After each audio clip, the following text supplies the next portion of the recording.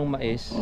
Eto, pagkalipas ng ilang mga linggo, nilagyan po nila ngayon ng abono. Yung abono po nilang inilagay dito, yung puti, tsaka yung 16-20. Hindi natin alam kung ano po yung tatak o brand no kanilang ginamit. Basta yun yung klase ng abono nila, yung puti.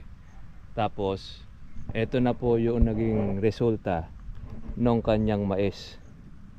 Namarako siya, nangulot, ayan, natongro. Yo.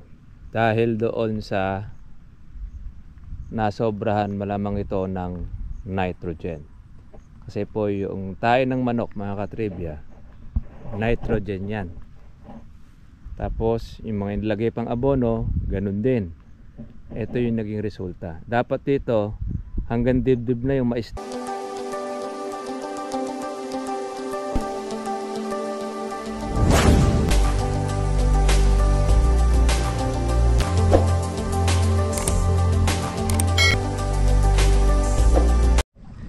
Good morning sa inyo mga trivia. Welcome po sa aking YouTube channel. Magandang araw, magandang gabi noong oras dumating po ang ating pong vlog. Sa inyo pong mga tahanan na sana nasa mabuti po kayong kalagayan. Ngayon po ay pasok naman tayo pong muli mga trivia dito po sa ating pong bagong farm.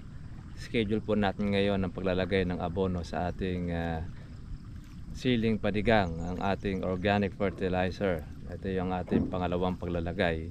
Dahil lumipas na po yung 15 days, ay alam po natin uli po siyang follow up. Ito po mga katribya ay pure organic fertilizer na po yung ating ilalagay para po doon sa ating siling panigang. Ayan. Nasa 20 tray ito yung ating una pong tanim. Tapos kahapon nagtanim po tayo ng 10 tray ng panigang. Tapos 20 tray ng ating siling Taiwan o yung labuyo. Inabutan pa rin po tayo ng malalakas na ulan kahapon, pero ganun pa man ay ayos pa rin naman po yung ating mga sili. At ngayon aalisan lang po muna natin ang ating pong mga bagging para po schedule naman ang ating pagka-grass cutter. Kasi di pa po natin siya po pwedeng applyan po ng ating herbicide, dahil ang karaniwan po kasi dyan pagka matapang po yung ating herbicide ay maapektuhan po yung ating sili, na ito po ay mangulot ang ating dahon, pati na rin po yung bunga. Hanggat maaari, yun ang ating iniiwasan, na tayo ay makapag herbicide. Ale bata, yun, tumawid, galing ng bata. Basta laking ilog nakakatawid dito. Mga lang naman ito mga katribya, maiksi, kaya kakahingal din yan pagka tayo ay lalanguyin tong ilog. Meron ditong susurin mga katribya. Kaya kanina madaling araw, lakas po ng ulan. Sakto-sakto po yung ating alagang sili, ang pagtatanim natin, saka yung paglalagay ng abono. Tsaga-tsaga lang mga katribya habang maliliit po ang ating kalamansi dito sa ating pong farm. Tingnan naman po natin siya ng siling panigang tsaka siling laboyo. Ito yung tinatawag natin na intercropping. Kaya doon sa ating mga subscriber na meron kayong mga bata pa lang po na tanim na kalamansi, para hindi po kayo mainip at kumikita rin po ang inyong pagitan, gulayan po ninyo ang inyong pagitan para po at least ay meron kayong pang bawi o pang gastos doon po sa kalamansi. Pagka malaki na po ang kalamansi at may 1 taon at nagbubunga na siya, yun na po ang concentration na po natin sa pag-aalaga po ng ating kalamansi. Yung pong pagitan na katribya, pagkakataon naman yon sa mga masisipag. Pero pag halimbawa ay wala po tayong tauhan na masipag, yung kalamansi na lang concentration, talagang magastos talaga siya dahil walang bumabalik. Mas maganda talaga yung merong bumabalik At yun nga yung tanim po sa pagitan. Okay, set na tayo.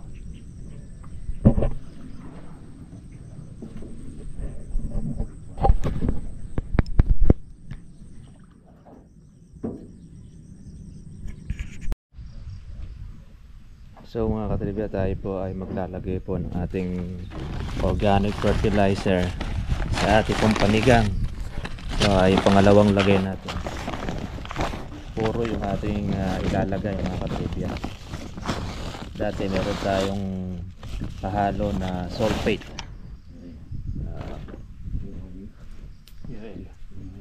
Yung una nating ulitan eh. Maghahalo na lang tayo uli na sulfate dyan.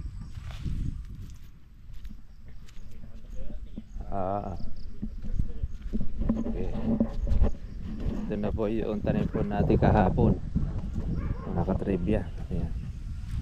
Binasol natin saktong sakto maulan, kaya maganda na po yung ating mga siling, mga bagong tanim. Patay na rin po yung ating damo, kaya habang namamatay po yung damo, yan, nakakaporma naman po yung ating tanim na sili. Yan lang po kailangan natin, maagapan natin siya sa damuhin at magiging maganda po ang ating siling panigang mga katribya. Ito naman po yung ating siling panigang. Meron na po siyang bulaklak. Yan, konti-konti lang naman po yung ating lagay.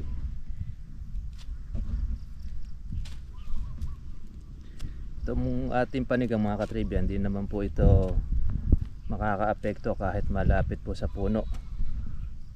Itong ating abono, organic po kasi siya, hindi siya kagaya ng synthetic.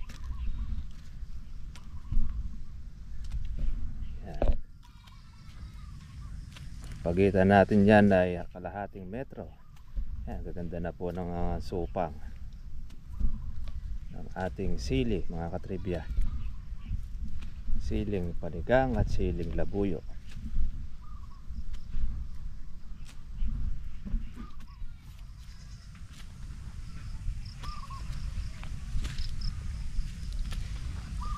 Yun namang ating bagong tanim. Sa next na lang po natin siya lalagyan po ng abono pagka 10 araw na.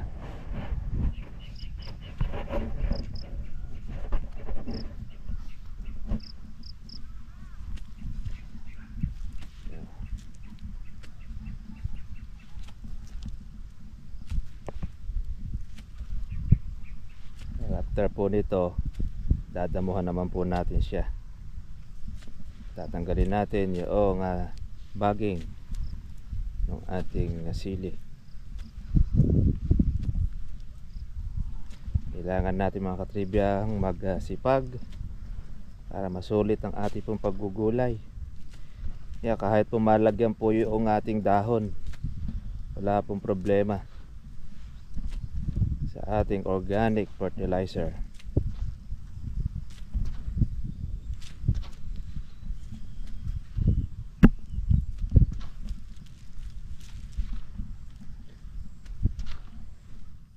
Pwede po sa ibabaw, pwede sa ilalim, at huwag malayo lang sa puno para makain po ng kanyang ugat ang ating pataba na ilalagay mga katribya.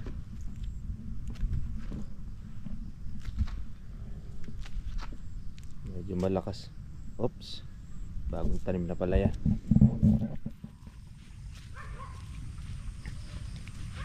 Ito na po yung ating damuhin. Baging. Yan, nagkakaroon pala ng tubig ditong kapitbahay sa ating muuho. Ako.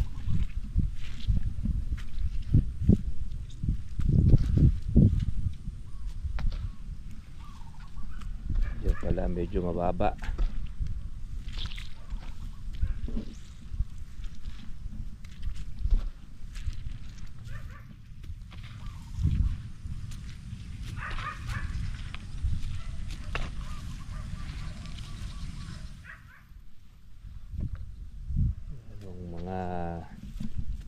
Philippines.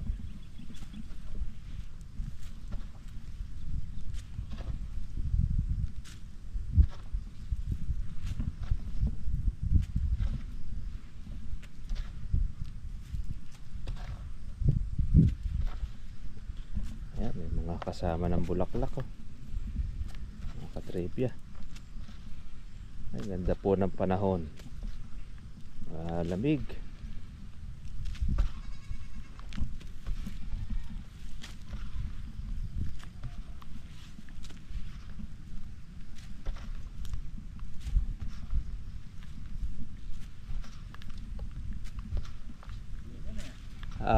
May bulaklak na eh.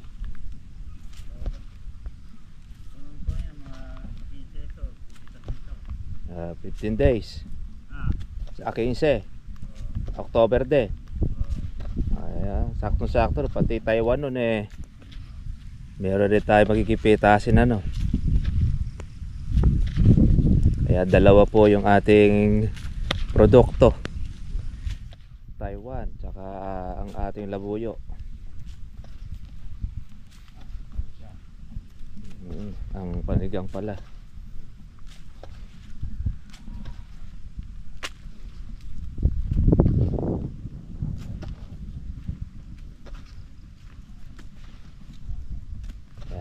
Okay lang yan kahit na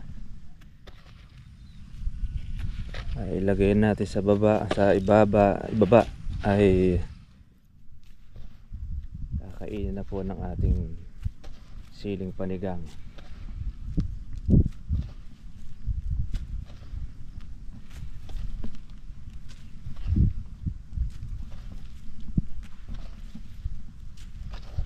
Para hahataw siya.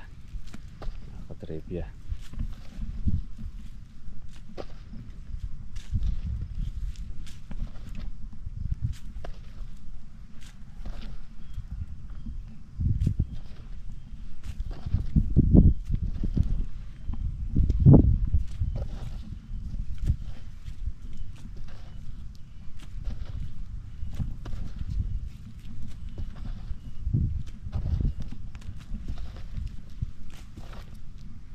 Ang dami natin mga katribya, isang kutsara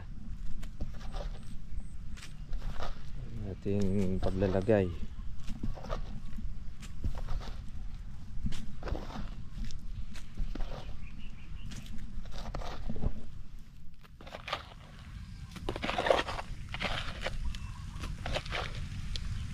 Mambo na uli.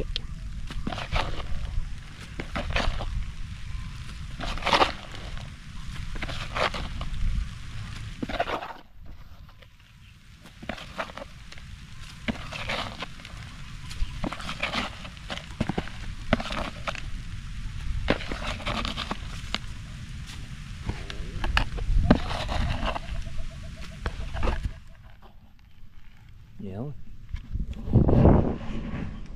Okay, mga katribya, ayos na yung ating lalagay ng abono, organic fertilizer. Yan. O yung sili po natin, maitim na maitim na.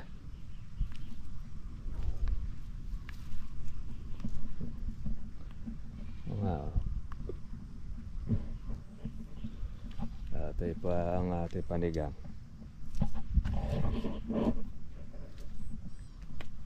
Oh, lalaki no. Oh, mas malalaki dito. Kaya lang eh, dadamoy na po natin ito at nandito po yung ating mga baging.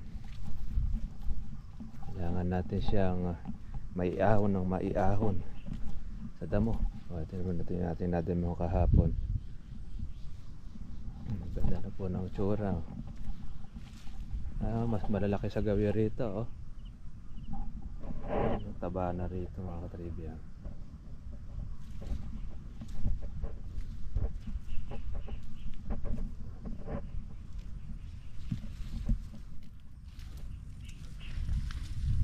Ito yung ating nalinisan ng mga ilang araw.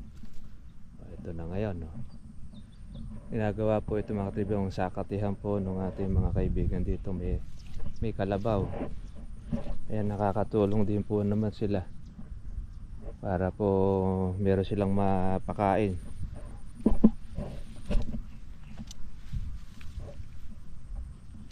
Lang ang ating magiging kalaban, ang ating baging. Pero dami na pong bunga rito, nakakatribi.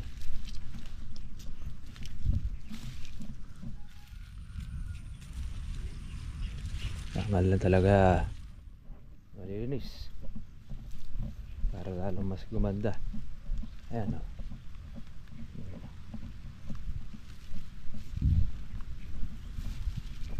Ating sili. Laguna mga katribya. Grabe. Yan.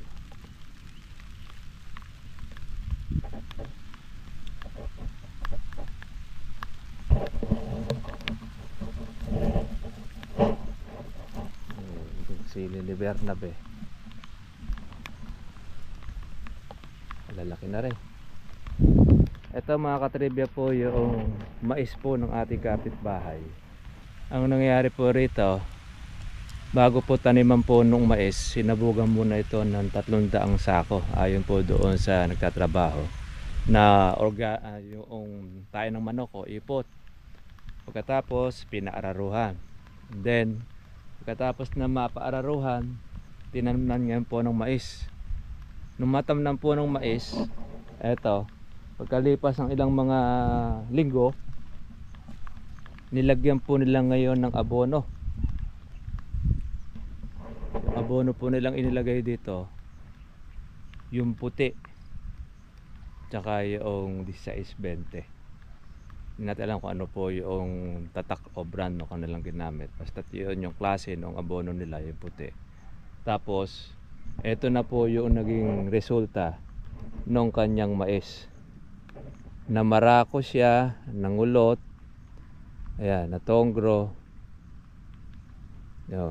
Dahil doon sa nasobrahan malamang ito ng nitrogen. Kasi po yung tayo ng manok mga katribya, nitrogen yan. Tapos yung mga inilagay pang abono, ganun din. Ito yung naging resulta. Dapat dito hanggang dibdib na yung mais na yan. Imagine niyo 13 kilos, 1.7 hectares po itong mais na ito. Kaya lang sabi nga nag-aalaga, hindi, lugi na siya rito dahil hindi na niya mababawi po yung puhunan. Di pa niya alam kung ito ay makaka-recover pa. Kasi tingnan nyo naman po mga katribya, gumulang na itsura, namarako. Isipin mo tag-ulan, akala mo siya parang tag-araw eh. Kaya malungkot po yung ating kaibigan dito eh, dahil doon sa nangyayari doon sa kanyang mais. Siyam na bulto pa naman yung kanyang inilagay dito, yung magkahalo na yun. Tapos yun na nga ang naging resulta. Halos nasa mahigit na 30 mil na yung kanyang nauubos. Dito pala ang samahan pala nila ng kanyang bossing, pagka nalugi, hati sila. Kumita, hati sila. Ilalabas po yung expenses, yung gastos noong kanyang mais, ano man yung kanya ipatanim, ilalabas yun, tapos maghahati.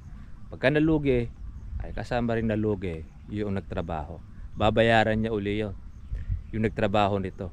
Nakakala ko hindi nababayaran, hindi, ganun pala ang kanilang usapan. Kaya kung lahat ng kanilang gulay na itatanim pagka nalulugi, kasama siya. Kaya kung halimbawa mag-harvest siya ng isa, tumama sa presyo, ay pambayad utang lang doon sa may-ari. Ganun na mangyayari po sa kanila. Ay medyo mahirap din po yun, talagang nakikitrabahuhan ka. Wala siyang sariling farm, obligado po siya na makitrabahuhan o umana po ng kanyang bossing na magpe-finance para magkaroon po siya ng kita. Kaya lang kapag ka po ganoon naman po ang status o yung resulta, tatabangan ka. Pagka sa lugi, kasama ka. Ganun pala ang kuwan dyan sa kanyang bossing. Ngayon lang ako nakakita ng ganun na pa pwede pala yung ganun. Alam ko pagkatauhan, pag nalugi, halos talaga ang may-ari ang nagsasuffer nun. Hindi niya pinababayaran doon sa kanyang tauhan. Siguro dahil kontrata nila yon, wala tayong magagawa dahil yun ang kanilang kontrata, kanilang usapan. Bahala na sila. At least alam na po natin na meron tayong idea na meron palang ganong sistema. Ayan o, ganda na po ng ating sili.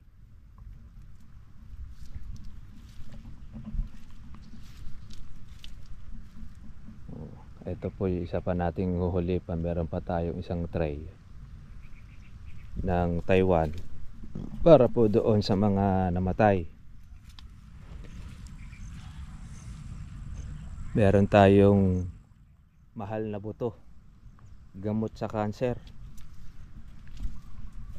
Ito yung tinatawag po natin na lubo-lubuhan.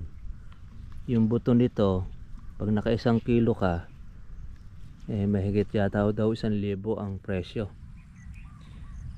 Kaya lang dapat pala marami kang tanim nito, makakaipon ka na 1 kilo. Pero kakonti-konti lang, hindi ka makakabuo. Pang cancer daw ito, lubo-lubuhan. Ito ang ginagamit nila.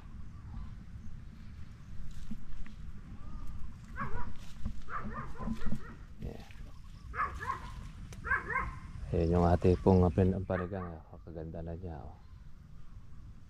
Ililitaw po natin ngayon yan sa ating pong pagdadamo. Mano-mano muna natin itong dadamuhan dahil marami lang naman po itong baging, tsaka bata pa naman. Hindi na po natin gagamitin po yung ating kalawit dahil mas mabilis pa yung manual. Sa kalawit pa pwede pagka medyo malaki-laki na. Gaya nito, ayan. Lalagay na pataba si Bernabe. Paano mga katribya, tayo po ay magtatrabaho muna nito ng ating pong sili. At after nito, ayan, para ma-vlog po natin pong muli ang ating pagpa-farm ang pagitan ng ating kalamansi ay ang paggugulay para tuloy-tuloy ang income, ang pasok. Yung ating aanihin dito, siya naman pong ipang-aalaga natin sa ating mga kalamansi. Yan. Laki na po ng ating kalamansi. Ang dami po diyang mga sanga na. Meron mga kumakagat-kagat po ng mga kulisap, pero hindi pa natin po siya ini-spray. Kaya lang muna natin yan. Kumaga kami, ang ginagawa muna namin, binubusog muna namin po ang mga kulisap pagka ganito pong siya bata pa. Dahil pagdating naman po siya na medyo malaki-laki na siya, ay titirahin naman po natin siya ng pang insecticide. At least po nabusog siya nung siya ay bata pa. Kaya huwag kayo masyado mag-alala kung meron pong mga kumisan, meron mga nag-aalala na yung kanila pong kalamansi pag may butas-butas na, kung may kalakalawang na, alalang-alala na sila. Hindi po mamatay ang kalamansi po ninyo. At di po natin siya ini-spray po ng kagaya po ng pagpapabunga. Madalang na lang po natin to spray kung minsan, 1 beses. Pwede po 1 beses sa 1 buwan. Depende po do sa hinihingi niya. Pagka marami po mga kulisap na mga pagong-pagungan, ayun, na talagang nananalakay po sa ating kalamansi, doon pa lang natin po siya i-spray. Pero pagka ganyan naman, wala naman, haya lang muna natin siya, mga katribya.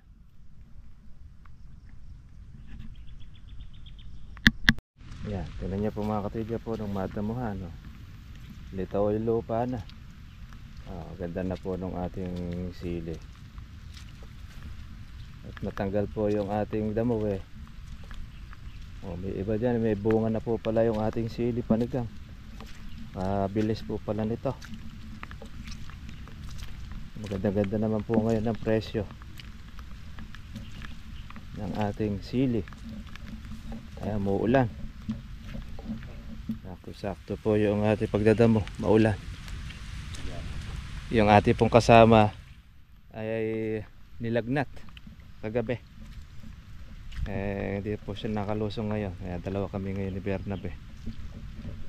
Sabi naman po ipaglalagay po ng ating pataba.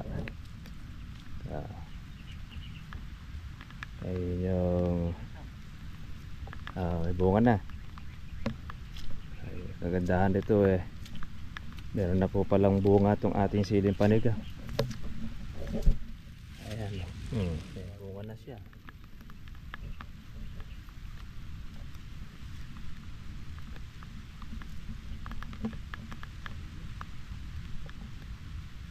Talagang dapat talaga dito maitatayo natin kasi iba yan nabubuwal na.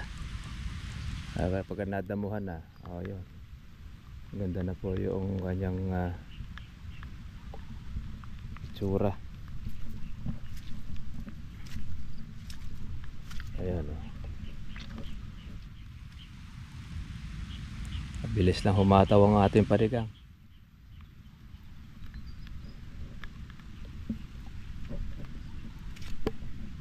Maulan nga lang mga ka-farmers ang ating panahon. Dulot pa yan ng bagyo. Ang ating habagat ay kanyang hinihigop.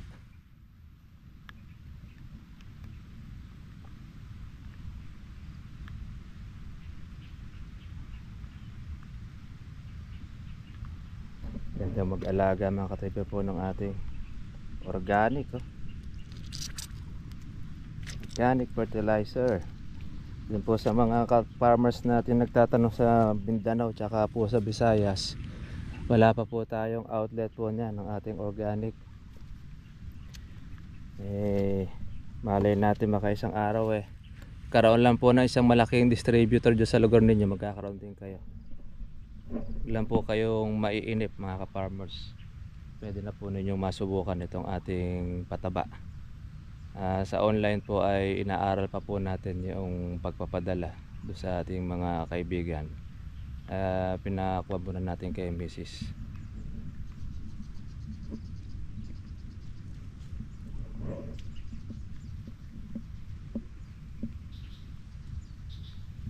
Ganda niyan maginhawa pang bunutin yung damo. Bata pa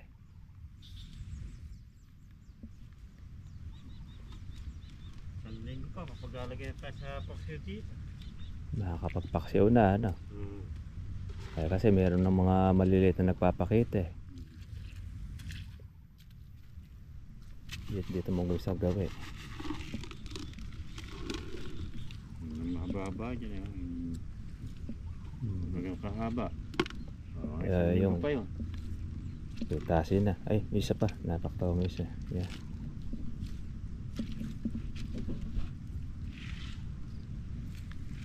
Okay naman yung pataba natin, ano?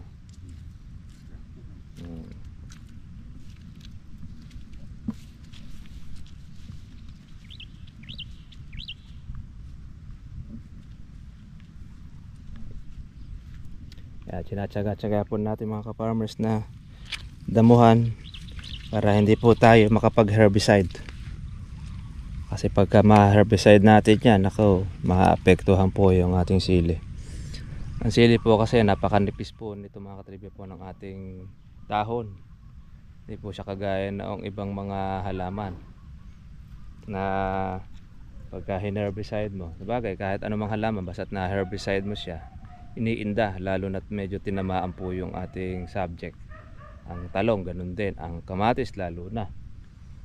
Kaya kung maaari talaga, dapat talaga dito manual po na dadamuhan. Dahil para po nun hindi po masaktan po yung ating sili.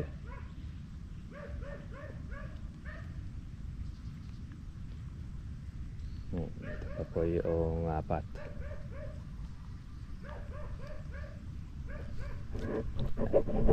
Tumila-tila na po yung ulan, pwede na po tayo ni mga katiba kung magdamo ng ating sili.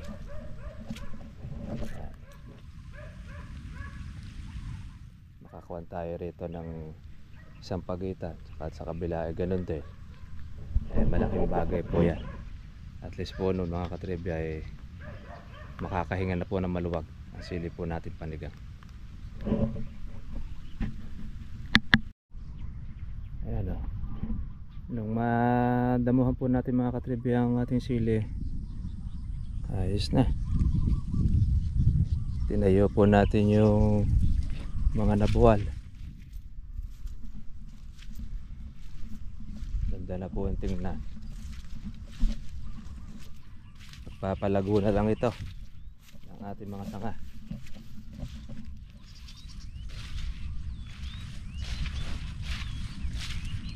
Ito, marami-rami pa po yung ating dadamuhan. At least nakabawas tayo ng ating 2 tudling. Hindi po natin nasa chat doon sa parte ng dulo na dahil magsusundo po tayo ng ating anak. Ito yung kailangan maawat natin, itong mga baging na ito, dahil yan po yung makakasakal sa ating pong sili. May mga bunga na po yung iba't may mga bulaklak, kaya makakakuha na po tayo rito ng pansigang mga 2 linggo pa. Aalasan na po lalo yan.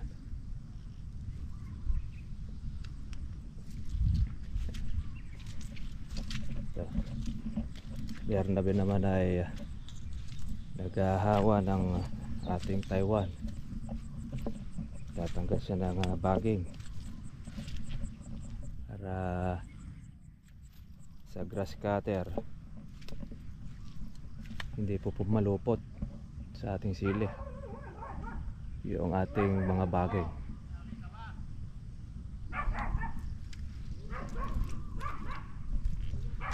Yan, wala na po ang ulan, saktong sakto po yung ating abono.